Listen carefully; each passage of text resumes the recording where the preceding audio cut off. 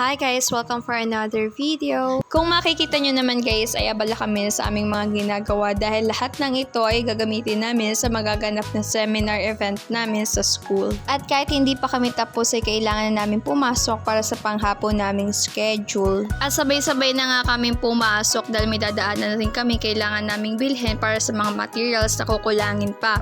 At dito ay nag-aantay na nga lang kami sa aking kaklase pa. Sa sobrang init baga naman tuwing tanghaling tapat ay kahit bagong ligo ka di sa sobrang init talagang pagpapawisan ng iyong kilikili. Tapos di naman nakakahagard. Syempre naman yung init baga, parang pagdating mo sa school, hagardos ka na. Yung itsura mo hindi na maganda, parang hindi na siya bagong ligo, gano'n. At ayun nga, pagkarating namin ay nagsimula na mag-practice para sa mga intermission dance, para sa magaganap na seminar event. At ayun nga, practice lang kami during that time. At pagkatapos nga na yan, ay umuwi na rin dahil magdidilim na. Hi guys! Pauwi na tayo. Let's go!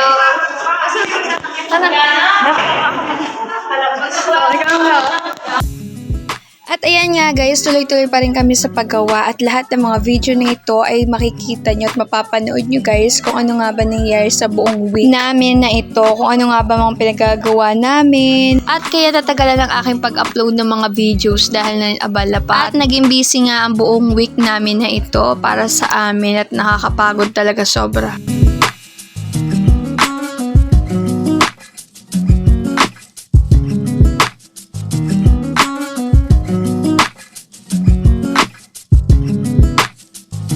So hanggang dito na muna guys. Paalam! Ingat!